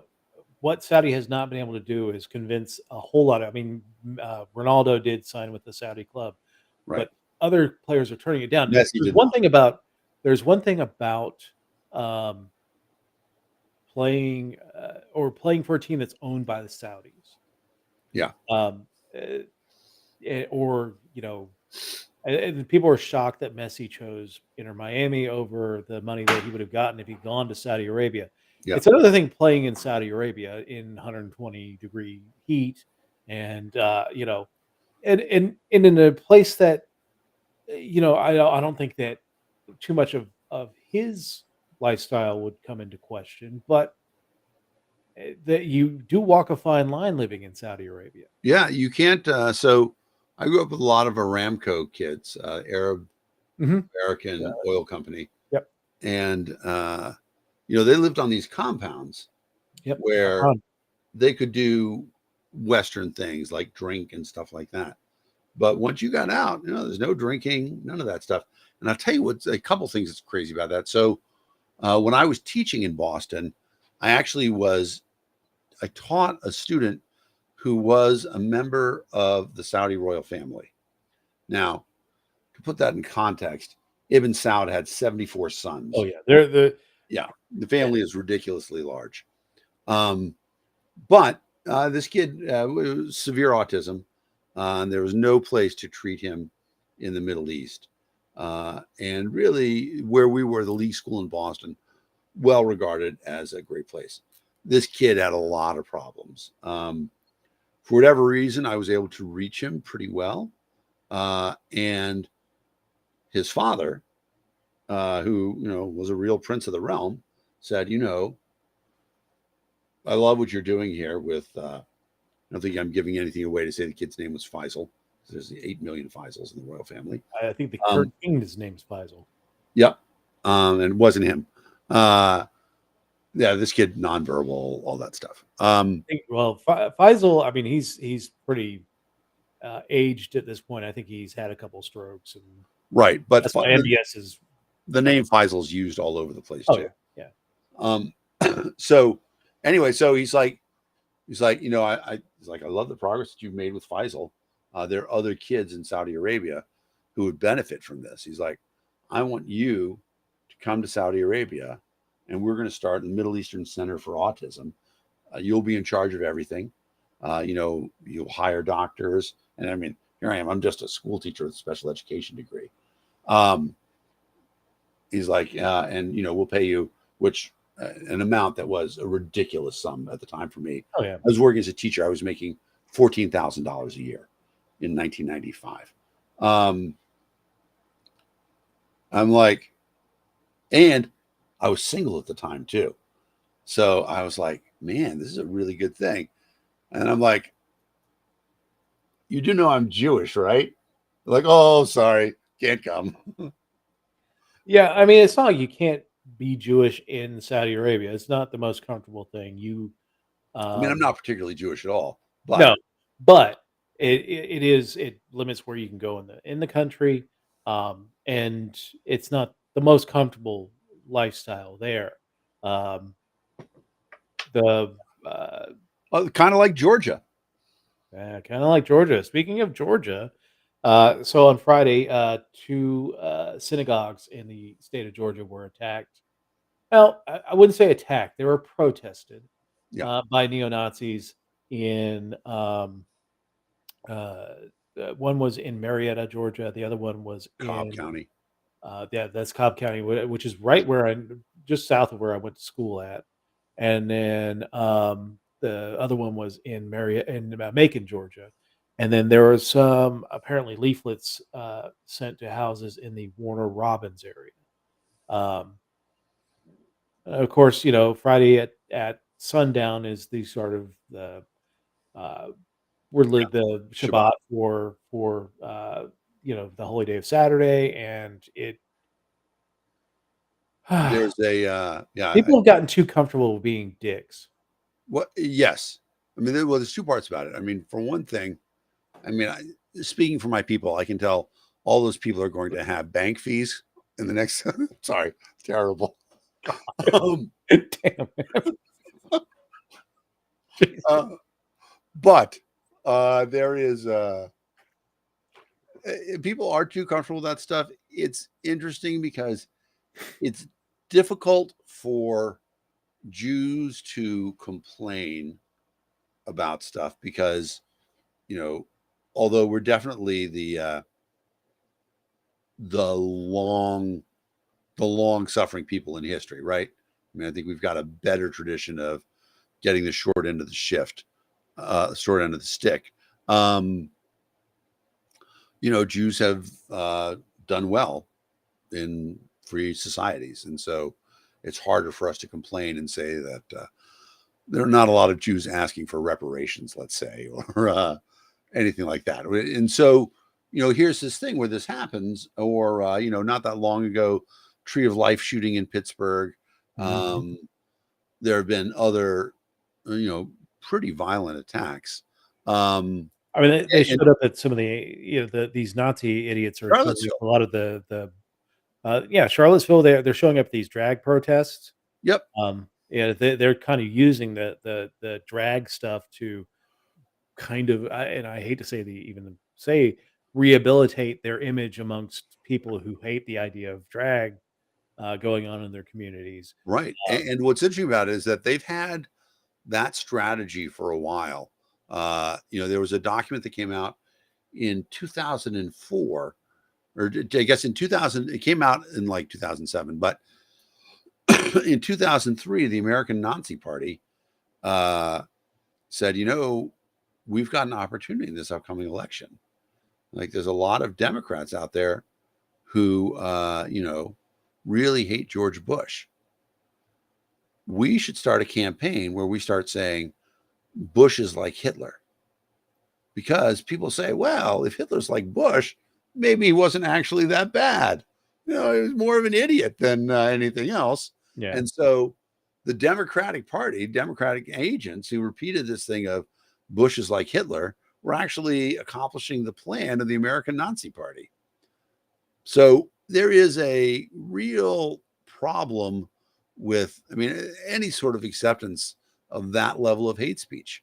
Yeah. And it's just, it's nice. I don't know how it happened, but I'm Facebook friends with Mike Godwin, who, is the originator of Godwin's Law. It's like the craziest shit ever, which says that the first person who mentions Hitler or the Nazis in a conversation automatically loses the argument. And I like that because a lot of people pull that shit out when it's completely inappropriate. Yeah. On the other hand, you don't want to say none of that stuff ever happened either. And not acknowledge the fact that there is something there. Have you been to the Holocaust Museum yet? I have not been to the Holocaust Museum, Me but neither. I did go to, so Kennesaw State University for a few years had a big Anne Frank exhibit, and I went to that, and that was, it did have a lot of Holocaust. And I did tell you a while back that one of my nieces found. So my grandfather was in the military, was in World War II, was in Europe, and was one of the first people to get into some of the concentration camps. Took a ton of pictures. He was he had a beautiful camera at that time, and documented a lot of that stuff. Would never talk about it with us. Yeah. He passed away, and now, it. You guys donating the photographs, right? We're going to donate the photographs. I don't know if it's going to be to the local museum or the National Museum. They're in Albuquerque, but yeah, it makes an interesting point of the idea of maybe giving it to the local synagogue, and then letting them decide what they want to do with it. Sure, because they would probably appreciate that immensely, especially the community that he grew up in. Because so there's a interesting hey, real friendly guy. What's up, real friendly? We're discussing all sorts of stuff. But so one of the interesting questions, it's a story that you learn in Judaism early on, and I think I've told you this one before, but I'm going to tell it again. And it's actually in the Kabbalah, which is Jewish mysticism, but actually older than a lot of the traditional stuff. And so the story is that, Jews refer to themselves occasionally as the chosen people. I always thought it was an incredibly arrogant statement, and I didn't really like it. But one day when I mentioned that to the rabbi in Sunday school, he told me the story, which is from the Kabbalah. God is looking out on the world. And this is before there are Jews or other people. And he's like, you know what? I need people to maintain the earth. And he finds this incredibly well-organized tribe. They've got everything going on, well-fed, education, everything's going great. He's like, you guys are getting it right. I want you to be my people. And they're like, oh, are there any rules? He's like, well, yeah, there are 10 rules. And they're like what? And he's like, well, rule number 4 is remember the Sabbath day and keep it holy. Like, that's our bowling day. We can't be your people. I'm sorry. He's like, okay. So he goes and he finds a second group. This group is not as prosperous, but he approaches them and he's like, I would like you guys to be my chosen people on the earth. And they're like, is there a catch? Are there any rules? He's like, yes. So rule number 7 is thou shalt not commit adultery. I'm like, oh, sorry. We're huge into adultery. So we can't be your people. We're swingers. Exactly. So he didn't notice the pineapple hanging outside of their. He finds this group of people, and they're on the raggedy edge, right? Not well fed, scraps, barely throwing together shelters to survive. He comes up to me, he's like, I would like for you guys to be my people. Yes. He's like, well, there's rules. We don't care. We're desperate. Yes, please help us. Yes, we'll do it. And the point of the story is that it wasn't through any virtue that the Jews became the chosen people. In fact, in many ways, it was desperate. And that being the chosen people isn't a special thing. What it means is actually you're the ones who are chosen to have to make the sacrifices to make the world succeed. So the responsibility is on you to not, rule the world or tell people what to do, but instead you have to be the people who are socially available, like build libraries if you make money, or do social work, stuff like that. Yeah. In fact, Colin, this is the guy from MTV, Colin, comedian. I know who you're talking about. I can see him right now. Yeah. Remote control. What the hell is it? I can't think of it, but it'll come to me. Anyway, he has a funny routine about it where he's like, we see Jews in America and, now they're well off. They're doctors and lawyers and millionaires. It's like, but it wasn't like that when they came to the United States, right? When Jews came to the United States, they were generally piss poor. And, they had to work in factories and stuff like that. In fact, that's one of the reasons that Jews became so involved in the labor movement. They're like, wait, there's a job where instead of working in the factory, I complain about working in the factory? Sign me up. Colin Quinn. Colin Quinn, thank you. But so my original point about Jews, anti-Semitism, these things, it runs in waves. Anti-Semitism raises its head because it's an easy target.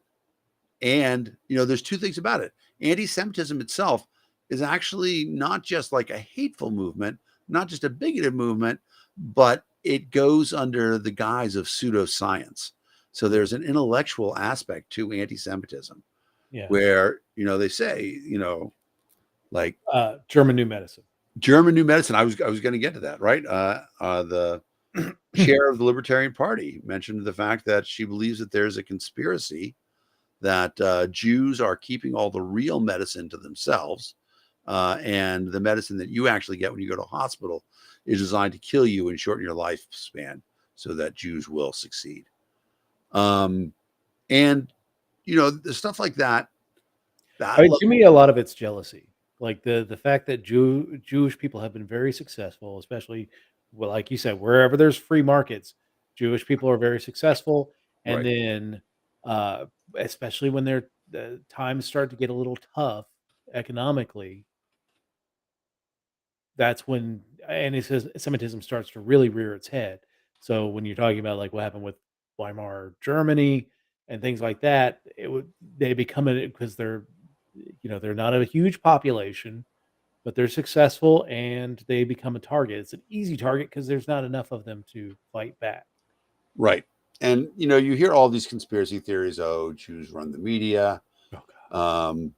Which, I mean, there were, without question, Jews were disproportionately represented in the founding of Hollywood and in a lot of American music business.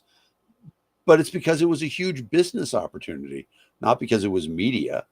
There's another one of my favorite conspiracies is that Jews manipulate the Nobel Prize board.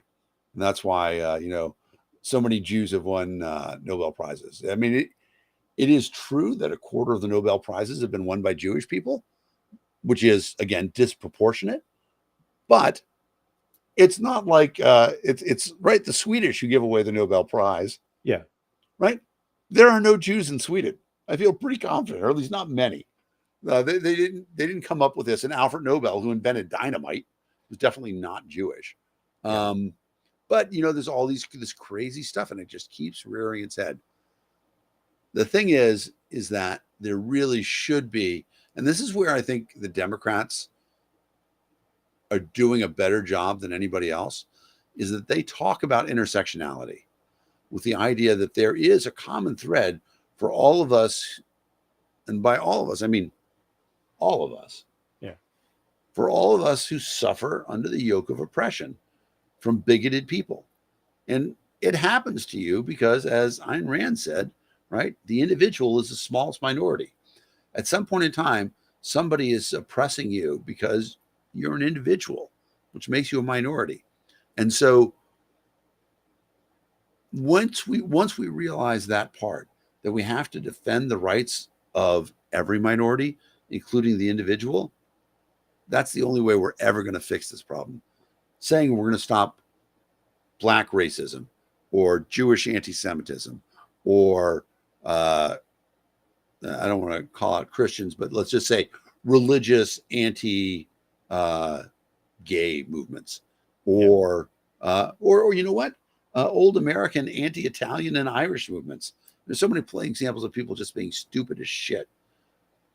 But when we try to just block one of those things with the purpose of, oh, this is what we're going to do, we're losing it. We're losing the thread, which is that the problem is we have to extend this thing for everybody. That's where we are right now, and it's ridiculous that we should be fighting these battles for LGBT when in reality, we just finished we finished the civil rights movement. I didn't finish the civil rights movement, but we'd gone through the civil rights movement, and we understood people should have the rights to do stuff, to live their lives freely. But nope, we're having to do it again. We're having to do it again for trans people now. It is. And we're going to find somebody eventually that we're going to be. I mean, the United States has quite a few boogeymen that they've chosen to identify, whether it's LGBTQ or trans or immigrant or communists. Yeah. I mean, we've got our own goddamn hippies. Yeah. Honestly, I've gotten to the point where it's just, you expect it. If I see a Nazi, I mean, like, I'm gonna punch him. Like, I can't. As much as I don't want to be violent, I'm like, these people have become way too comfortable with being dicks. So it's interesting. When I had my radio show in WRKO, after the first free speech rally in Boston, which predated Charlottesville, I had some pretty terrible speakers there, including Richard Spencer. Richard Spencer, Ass Clown All Stars, and not Daisy Fuentes, but Nick Fuentes. Nick Fuentes, right? Daisy, that would have been a good show. Daisy would have been a good show. I agree. A good show. Boy, we're pulling out all the old MTV references. Exactly. So Antifa showed up there pretty strong. It was the first time they really had a thing. And so I'm like, I want this on my radio show. And so I asked around on Facebook, and I found a guy who said, absolutely, I'm in Antifa. I'm happy to be on your radio show. Like, I cannot confirm or deny that I was at that rally. So we get in. He's a pretty cool dude, right? I mean, he's similar to me in terms of his social platform, except we start talking about it, and I'm like, so, and he was also a rapper, white rapper, Massachusetts, out of Worcester. But he had a song that went pretty big. Lottie, Lottie, Lottie. I'm going to punch someone in the Nazi party. I'm butchering the lyrics, but he talked about that and saying that it was okay to preemptively punch Nazis. And I'm like, why? He's like, because a Nazi represents a threat to a regular lifestyle. Their goal in the long range thing is to eliminate not just gay people, right? Not just Black people and Jewish people, but anybody who doesn't fit sort of their Aryan model. Yep. I'm like, so because in their charter, it says that they're willing to destroy you, you get the right to preemptively act against them. He's like, yes, absolutely. I said, are you aware of the fact that in Hezbollah's charter, it says that they will destroy the state of Israel? Do you think that Israel has a right to preemptively strike against? And he was quiet about that. But it is an eye for an eye makes everybody blind. I do agree that it's worthwhile to confront Nazis. It's worthwhile to confront anybody who's engaged in political denialism. I just wrote a piece about this for let.live, and it'll be out on Monday. But, there's this thing going on right now with denialism where we just say, oh, that's not what happened, right? Just completely deny the facts. For example, all the people are like, vaccines don't work. Dude, you want to make an argument that, vaccines were unnecessary for the young? Sure, that's a good argument to make. You make an argument that some people had adverse reactions, there's some hard shit going on? Yeah, make that argument all you want. But the idea that the vaccine didn't work is just denialism. You're flying in the face of overwhelming facts. It's like being a flat earther. Now, the problem with denialism is that it works both ways. Okay. Now, when people started talking about climate change for a long time, people would say, oh, people who don't believe in climate change are climate change deniers, trying to equate that with being a Holocaust denier.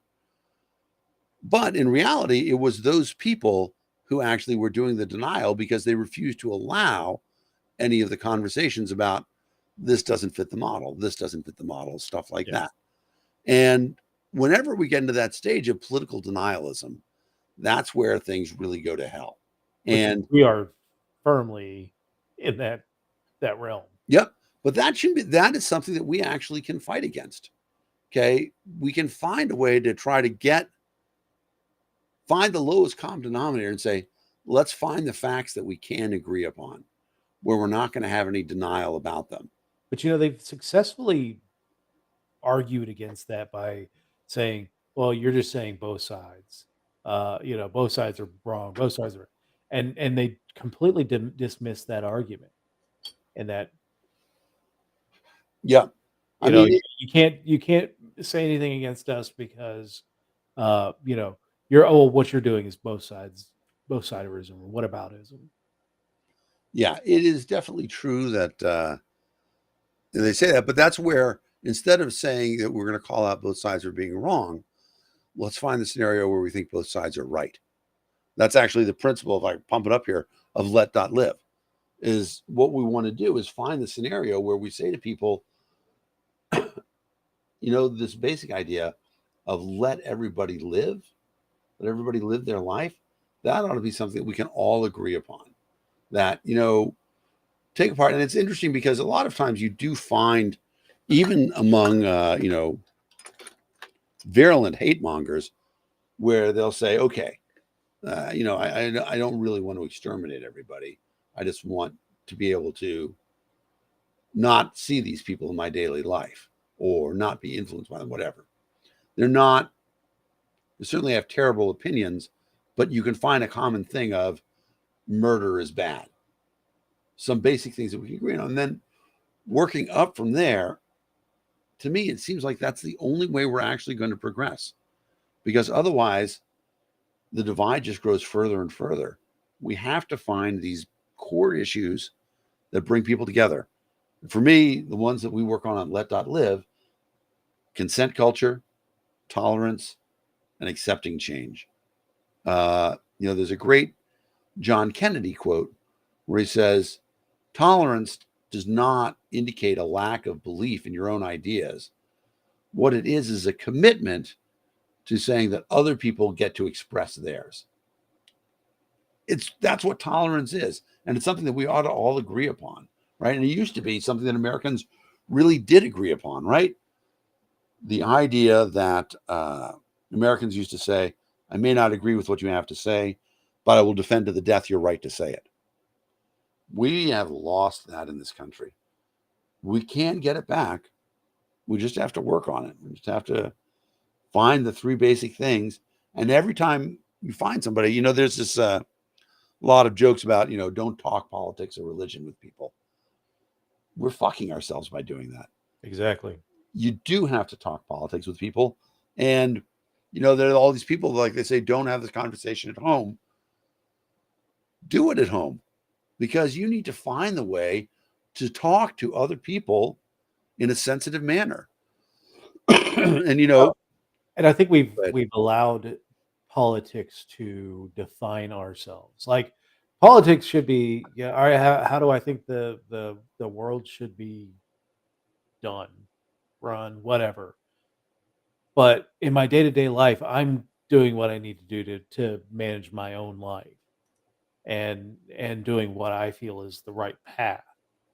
Um, people have it's this kind of hero cult worship of these politicians where the success of Donald Trump or Joe Biden really just represents everything in their life. And we can't do that anymore.